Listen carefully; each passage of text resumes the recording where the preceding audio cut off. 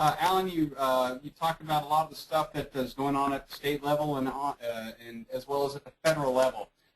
How do fire service organizations, how do fire service leaders get involved at the state level with the Novelty Lighter Initiative, with the Fire Safe Cigarette Initiative? Again, you talked a lot about the successes, but if somebody wants to get engaged, you know, there's that saying, strength in numbers. How do they go? Can they go to your website? Do they give your office a call, or should they just call the individual state fire marshals in those states?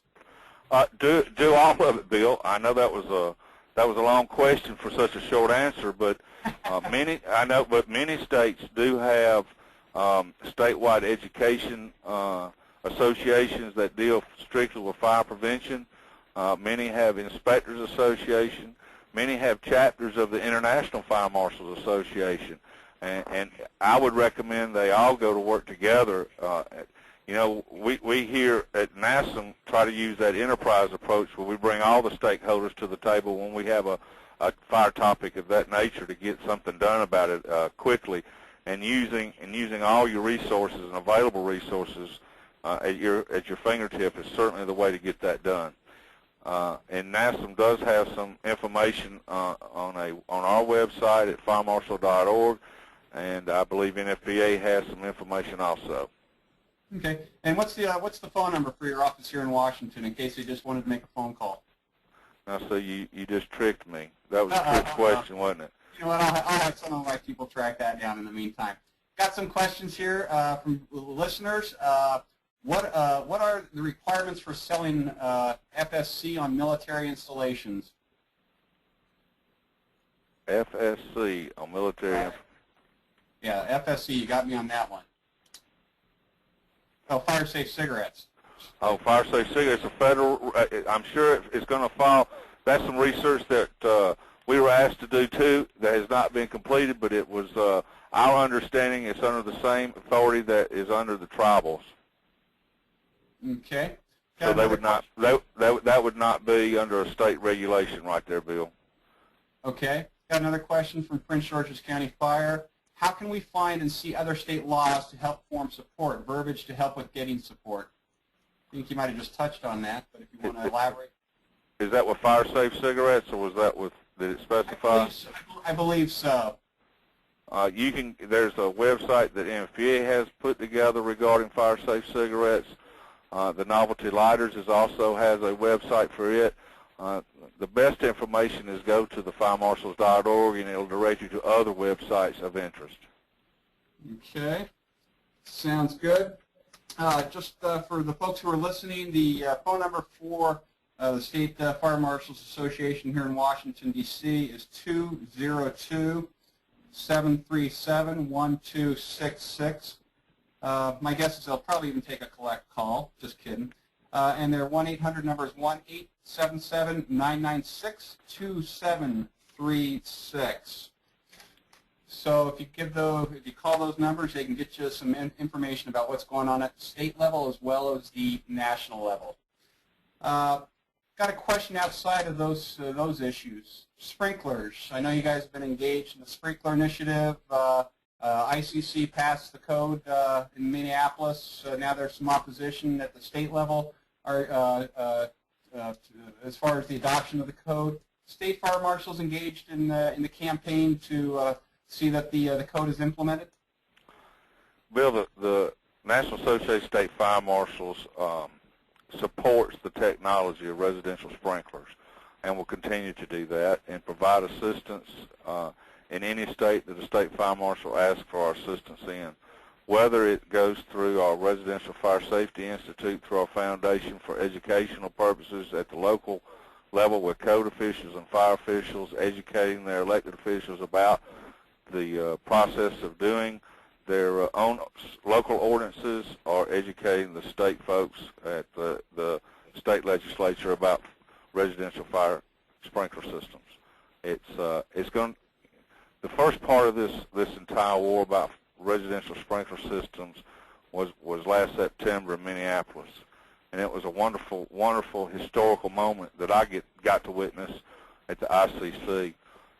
There is a lot of battles to fight across this country regarding residential sprinkler systems, and NASM stands ready to assist in any way we can, and I know every state fire marshal has that same desire.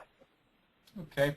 Going back to the cigarettes, has there been any, quote, public awareness material been put out on fire-safe cigarettes for the general public? This person who submitted the question said we had a fire involving fire-safe cigarettes that was improperly disposed of. The occupants advised I had fire-safe cigarettes, so it could not have caused the fire. So any public awareness materials that you're aware of out there? The only group that I would be aware of would probably be the New York State Fire Administrator's Office regarding that. They were the first ones involved, having a state legislation passed. I do know that there's certain information on packaging that's supposed to go through on all of them, but I don't know of any local productions that have been done regarding the fire-safe cigarettes at this time. Okay. But that's certainly that's something I've put on my list to look into. Mm-hmm. Good question. Yeah, I'm sorry. Continue. No, that was a very good question because I've not seen anything, and nor I've been made aware of any. Okay. I know one of the challenges we face, in this whole effort, there was a fire, as you are probably aware, in Maryland, I believe, not too long ago, which has fire-safe cigarette standards in place, where there were two victims, I believe, and the concern was whether or not those cigarettes were purchased across the river in the state of Virginia. So I'm sure that's an ongoing battle and concern that you guys are facing as you embark on this campaign. I have a question here from Edgewood, Kentucky. Is it true only Wyoming is the only state that has not okayed the fire-safe cigarettes? The only one that I know about is Wyoming. Okay. But efforts continue in the state of Wyoming to push for the legislation for fire-safe cigarettes. Okay. And let me add on to the fact of the theme fire-safe cigarettes. I said in my statements when I talked earlier, that might be a misnomer saying fire-safe cigarettes constantly. Maybe we need to take a harder look at that, and maybe it's the low propensity ignition cigarettes that we need to talk about. Keep in mind, anything that burns, you still have to be fire safe around. So that's something that we have talked about it. We talked about it at our last national conference last month, and it's something that we have concerns about. Continuing to monitor that by using fire safe cigarette term. Okay, sounds good. Again, if you have a question, please submit it, and again, we will ask them in the order that they are submitted. Question about smoke alarms, ionization, photoelectric. Has the State Fire Marshals issued any information on those two, the efficacy of those two, and what message they would provide to the public in terms of what type of a detector does a better job in alarming folks? We have a white paper that's on our website currently, and we're working with that technology through our Science Advisory Committee. We recommend everyone have a working smoke detector in their home. The controversy is between the ionization photoelectric smoke detectors. This is the 21st century, and we're going to have better stuff coming along any day. And our comments are that as long as you have a smoke detector, that's better than no smoke detector. And if you have a 10-year-old smoke detector, change it out and make it a dual system in your home. There is some controversy still that exists in that industry and in that whole arena, and it's something that we're studying.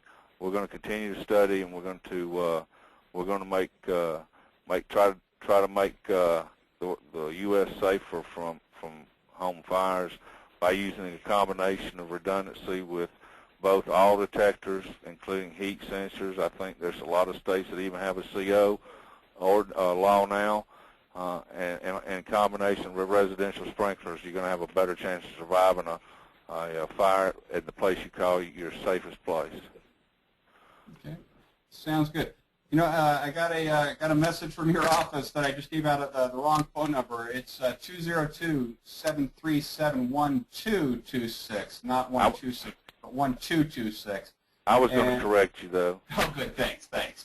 So, you know that we're kind of running out of time here, and so on behalf of the Congressional Fire Services Institute, Alan, I would like to thank you for participating in today's webinar